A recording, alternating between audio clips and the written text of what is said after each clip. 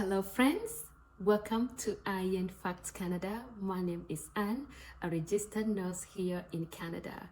I hope you're all doing great. Thank you so much for tuning in. All right. So in today's video, we are going to look at the traditional licensure process for the province of Nova Scotia. If you have been following me, you know I have covered the expedited registration process for the 7 designated countries, and that is the Philippines, India, Nigeria, UK, US, Australia, and New Zealand. But today we are going to look at the registration for international nurses from all the other countries. Okay, so if it's your first time coming across my videos and you'd want to know more about the expedited registration for Nova Scotia, the link to that video is in the description box of this video. Okay, so before you start this process, there are a few important things that you need to note. Number one, you do not need to live in Nova Scotia for you to apply. Number two, all your documents must be in English before you submit your application. Therefore, if you need to translate your documents, find a certified translator to do that for you before you start your application. Number three, you must be registered, or you must be a registered nurse from your home country. Okay, and number four is that if you have graduated from a specialized nursing program such as pediatrics, midwifery, or psychiatry, and your nursing program did not provide theory and clinical instruction in adult medicine and surgery, then you need to contact the Nova Scotia College of Nurses before you start your application. And finally, this is a 2-step process, which makes it very easy and very short. That's a good thing, right? Okay, so how do you go about the whole application? Step number one is for you to apply to the National Nursing Assessment Service, that's the NNAS, and then obtain your advisory report. Okay, and the best thing about this step is that Nova Scotia College of Nurses is one of the regulatory body that is doing the expedited NNAS. That means once all your documents are submitted to NNAS, then your advisory report will be ready in 24 hours. Okay, so it is not bad at all. You just need to submit all the required documents to NNAS, and then you're going to get your advisory report. Once you get your advisory report, then you're going to move to the next step.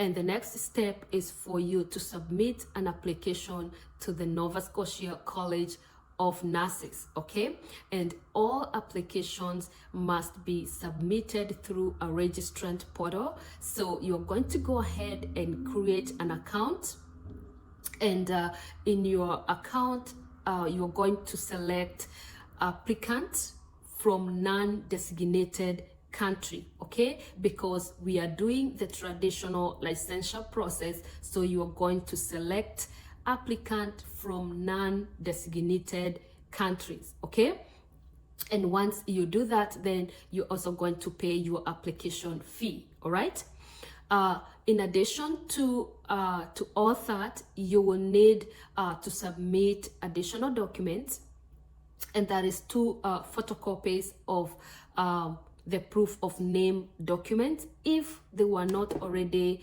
submitted to NNAS. Okay, once you have that submitted, then you are going to submit your evidence for language proficiency.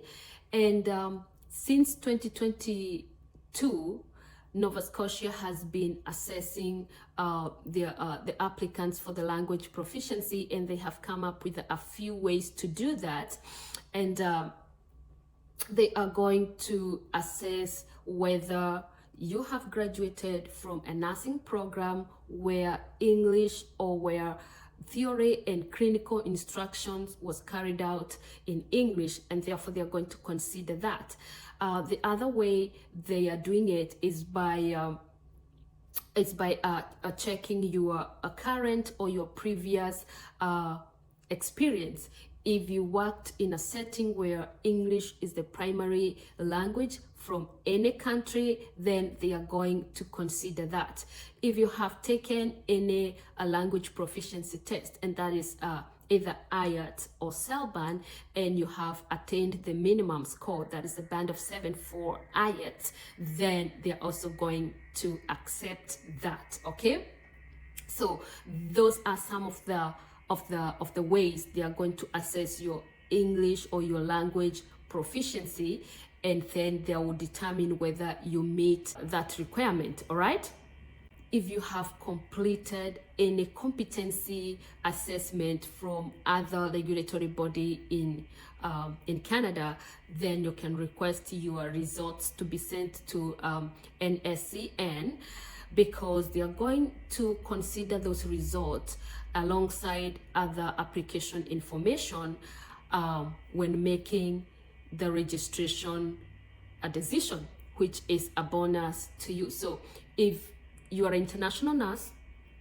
maybe you have other competency assessment done for any other province in Canada, and you want to apply to Nova Scotia, you can do that. Once we have all those documents submitted, then Nova Scotia College of Nurses will assess your application, and they typically takes about 2 months to complete the assessment, and then they're going to send you a correspondence with the decision that they have made. Okay, and some of the outcomes of this decision would be either for you to submit additional documents, or they're going to give you a go-ahead to take your registration exam, that's the NCLEX, or they are going to require you to complete additional education